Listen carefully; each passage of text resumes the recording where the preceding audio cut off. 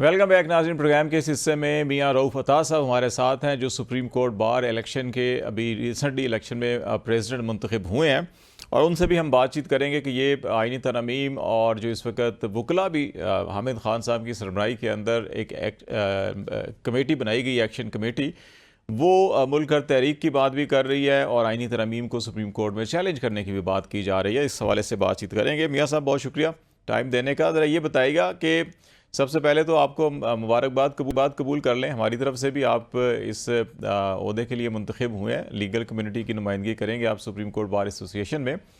ये बताइएगा कि इस वक्त जो 26वीं आइनी तरमीम है, इसके ऊपर जिस तरह से अभी एक्शन कमेटी भी बनाई और मुनीर मलिक साहब उसके सरबराह होंगे, और वो अभी पूरे मुल्क की जो बार हैं उनसे भी रब्ता करेंगे, हाई कोर्ट्स की और बाकी भी। तो आपका इसमें क्या अभी स्टैंड है कि 26वीं आइनी तरमीम को आप बिल्कुल मनोवन एक्सेप्ट कर रहे हैं, या समझते हैं कि इसमें कुछ इस्लाह की ज़रूरत है? जो अक्सर तनकीद होती है कि शायद ये अदलिया के अंदर मुदाखलत की जा रही है, और पार्लिमान एग्जेक्टिव के लोग अगर बैठ के बेंचेस बनाएंगे तो ये तो मुदाखलत होगी। बिस्मिल्लाहिर्रहमानिर्रहीम, अल्लाहुम्मा सल्ली वसल्लम अला नबीना मुहम्मद। मैं खैर मुबारक, आपने मुझे अपना प्रोग्राम में शरीक किया। मैं गुजारिश करना चाहता हूँ कि 26 तरमीम के हवाले से जो आपने बात की, देखिए आईने पाकिस्तान कोई जामिद दस्तावेज़ नहीं है कि जिसमें तरमीम नहीं हो सकती या तहरीफ नहीं हो सकती या इसमें इजाफा नहीं हो सकता। ये हो सकता है, आइन के अंदर खुद इसकी वजाहत आर्टिकल 239 में मौजूद है कि इसमें तरमीम भी आइन में की जा सकती है। और 26 तरमीम का जो अमल था, इसको बनाने के लिए तमाम पाकिस्तान की जो बड़ी पॉलिटिकल पार्टीज हैं उन्होंने मुशावरत जारी रखी, और उस मुशावरत में पीटीआई के लोग भी शरीक रहे। जो आज एक्शन कमेटी का जो कह रहे हैं ना, ये एक्शन कमेटी हमने बनाई है, मौसूफ हामिद खान साहब, बैरिस्टर गौर साहब, अली जफर साहब, ये पीटीआई के मेजर बंदे यही हैं। ये भी उसमें इस मुशावरत में मेरा हिस्सा लेते रहे हैं वहाँ पर किसी ना किसी अंदाज में। और इन्होंने जो इनके जो लोग हैं वो उन्होंने शायद टीएडीए भी लिया हो उसमें, उस कमेटी के हिस्से का, लेकिन आखिर में जब इन्होंने वो जाके वहाँ से बाइकाट कर लिया उस कमेटी से, लेकिन तरमीम फिर पार्लियामेंट में पास होगी, वहाँ अक्सरियत से यानी मेजॉरिटी के साथ पास हो गई। अभी वो आइन का हिस्सा बन, अभी उस पर यकीनन खामखा जिन्होंने पास करवाई है वो अमल दरामद भी करवाएंगे उस पर। और उसकी रोशनी में और पार्लिमानी में जो ये जुडिशल कमीशन भी ये बन, जैसे अभी आज के जुडिशल कमीशन भी तश्कील पाया जा चुका है। तो ये अभी इसके आने वाले हालात इसके बताएंगे कि इसके फ़वाइद क्या हैं, समरात क्या हैं, कि नुकसानात क्या हैं। ये अभी से बदनीति किसी को नहीं कह सकते कि उनकी बदनीति है, बनाना है, ये बनाना। दुनिया के दीगर ममालिक में भी हुकूमतें जो हैं वो जजेस पॉइंट करती हैं, लेकिन अगर यहाँ पे भी कोई बदनीति जाहिर हुई या इसकी बुनियाद पे कि ऐसे जजेस तैनात हुए कि जो मेरिट की बुनियाद पे नहीं थे, तो उसकी तो हम भी यकीनन मुखालफत करेंगे। लेकिन अभी से कबल अज़ वक्त ही इस उंगली उठा देना और फिर उसके लिए जी धमकियां देना कि हम एक्शन कमेटी बनाए, ये वो लोग हैं, ये मुस्तरदशुदा हैं, इनको इलेक्शन में लोग हमारे वकला ने मुस्तरद किया है, ये पूरे पाकिस्तान में इनको मुस्तरद किया है। ये एक मखसूस एजेंडा है जो किसी पार्टी के, उसको लेके आगे चल रहे हैं। ये तहरीक नहीं होगी, ये तो इंतशार की तरफ मुल्क को ले जाना चाहते हैं। ठीक है, जो असूल एक बुनियादी होता है लॉ के अंदर कि ट्राइकॉटमी ऑफ पावर का होता है, उसके तनाजुर में आप अगर इस सारे मामले को देखें, और दूसरा एक के जो राय का इजहार होता है वो आज़ादाना होता है। एक तनकीद ये भी है कि जी पार्लिमान के अंदर लोगों को अगवा किया गया या उसको फ्लोर क्रॉसिंग करवा के जो 4-5 वोट लिए गए, तो इस अमल के बाद जो क्रेडिबिलिटी होगी या जो ट्राइकॉटमी ऑफ पावर है कि एग्जेक्टिव का या पार्लिमान का इस तरह से इंटरफेरेंस, आप समझते हैं कि वो ठीक है या उसको कहीं ना कहीं इस्लाह होनी चाहिए उसकी? देखिए, ये इनके पास पार्लियामेंट का फोरम मौजूद था, ये लोग वहाँ पर जो पीटीआई के लोग मौजूद थे, ये वहाँ पर अगर इनको इनके इल्म में ये बात थी कि इस तरह का वाक़या हुआ है, तो इनको वहाँ पे ऑब्जेक्शन करना चाहिए था, वहाँ इसकी मुखालफत करनी चाहिए थी, भरपूर आवाज़ उठानी चाहिए थी। ये तो बाइकाट करके चले गए, ये भी उनको एक रास्ता दिया इन्होंने कि ठीक है जी आप मंजूर करवा लें, वो मंजूर हो चुकी है अभी तो इसको रिवर्स नहीं हो सकती ना, अभी तो ये आइन का हिस्सा बन चुकी है, अभी तो इसके हर हाल में इन्होंने इस पे अमल दरामद करवाना है। ठीक है, अगर वो नहीं करेंगे आइन की खिलाफवर्जी होगी, इस पे अमल दरामद नहीं करवाएंगे। इसको मुतअद्दिद बार एसोसिएशन ने चैलेंज किया, पॉलिटिकल पार्टीज ने भी चैलेंज किया, कुछ इंडिविजुअल्स हैं जिन्होंने चैलेंज किया, वकला भी हैं और आम शहरी भी हैं। आप समझते हैं कि इसके ऊपर अभी वो 5 रुकनी बेंच ही बनना चाहिए जो आइन में है, या तमाम के तमाम 16 या 17 जजेज जो सुप्रीम कोर्ट के हैं वो सब बैठकर इसका फैसला करें तो बेहतर है, या सिर्फ 5 करें? ये देखो अभी जो नई तरमीम बनी है उसका कॉन्स्टिट्यूशनल बेंच बनेगा ना, ये कॉन्स्टिट्यूशनल मैटर अभी उसने डील करने हैं, ये सारे जज नहीं करेंगे उसमें। कॉन्स्टिट्यूशनल जो बेंच बनेगा वो इसको देखेगा, इसको वो मामला उसको देखेगा। बाकी जहाँ तक ये पिटीशन फाइल है ये मोटिवेटेड होती हैं, ये नहीं किसी ने आज़ादाना की है, मोटिवेटेड पिटीशनें फाइल की जाती हैं, माजी में भी होती रहा है और अभी भी ये इसी तरह हो रहा है, और ये मखसूस एक पार्टी का एजेंडा लेके उसकी तरफ से चीज़ें की जा रही हैं। ये सिंध हाई कोर्ट में भी ये पिटीशन फाइल की गई थी और वहाँ पे अटॉर्नी जनरल को नोटिस भी किया, चीफ जस्टिस साहब जो है कि वो समाअत कर रहे थे उसकी, तो वहाँ पे आप समझते हैं कि इंतज़ार किया जाना चाहिए था कि वहाँ पे भी कोई कॉन्स्टिट्यूशनल बेंच जैसे 3 रुकनी या बन जाता, या समझते हैं कि सिंध हाई कोर्ट ठीक कर रही है?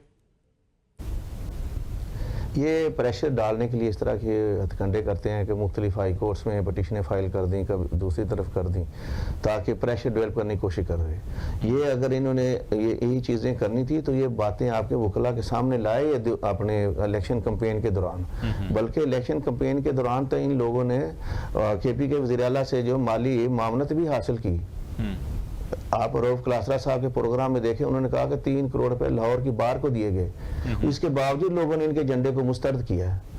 तो ये मेरा ख्याल इनको थोड़ा नजरसानी करनी चाहिए, मुल्क को इंतशार की तरफ नहीं ले जाना चाहिए। आइन की बालादस्ती का जो नारा एक लगाते हैं उसके हम भी हामी हैं, आज़ाद अदलिया के हम भी हामी हैं कि जजेस जो है मेरिट पे होने चाहिए, मेरिट बेस्ड डिसीजन होने चाहिए, मेरिट बेस्ड जो है फैसला जात होने चाहिए, हम भी इसके हामी हैं। कोई ये नहीं कि उसके नहीं है कि अदलिया के ऊपर किसी को कदम लगाने की इजाज़त नहीं देंगे। कोई ऐसा मौका हुआ सबसे पहले सुप्रीम कोर्ट बाहर खड़ी होगी वहाँ पे। ये जिस अंदाज के अंदर बहुत तेज़ी के साथ कानून बदले जाते हैं या तरमीम, अभी गवर्नमेंट कहती है जी 26 भी नहीं हम 126 भी करेंगे, जहाँ जहाँ ज़रूरत पड़ेगी फ़ौरन साथ साथ करते जाएंगे। प्रैक्टिस एंड प्रोसीजर एक्ट बड़ी मेहनत के साथ कहा गया जी कि सुप्रीम कोर्ट में ज़रा एक मुशावरती अमल होना चाहिए, वो 3 रुकनी कमेटी बनी, फिर सदारती हुक्मनामा आ गया, उस कमेटी की तश्कील चेंज हुई, फिर अभी कुछ लोग कहते हैं जी कि वो 5 रुकनी होनी चाहिए या 7 रुकनी होनी चाहिए कि हम नया कोई कानून बना सकते हैं। तो ये कानून आप क्या समझते हैं कि ये इतनी जल्दी तब्दील होने चाहिए, या गौर व फिक्र बैठ कर आप जनरेशन्स के लिए बनाते हैं, या ठीक है हालात देखे जैसे बदले तो कानून भी बदलने आइन भी बदलने, ये तरीका ठीक है? मैं आपको गुजारिश करूँ, देखिए आइन मैंने पहले भी आपकी खिदमत में गुजारिश किया था, आइन कोई जामद यानी दस्तावेज नहीं है कि जिसमें तरमीम नहीं हो सकती। बाज़ औक़ात माशरती या सियासी तब्दीलियाँ भी तरमीम का तकाजा करती हैं, तो उसको उनके मुताबिक ही तब्दीली यानी की जा सकती है। ये नहीं कि ये बिल्कुल नौज़ुबिल्लाह के कुरान पाक इसमें इजाफा नहीं हो सकता, ये इसमें कमी बेशी इसमें नहीं हो सकती। तो माशरती तब्दीलियाँ दे के सियासी तब्दीलियाँ भी तकाजा करती हैं कि इसमें फ़ौरन तब्दीली की जाए।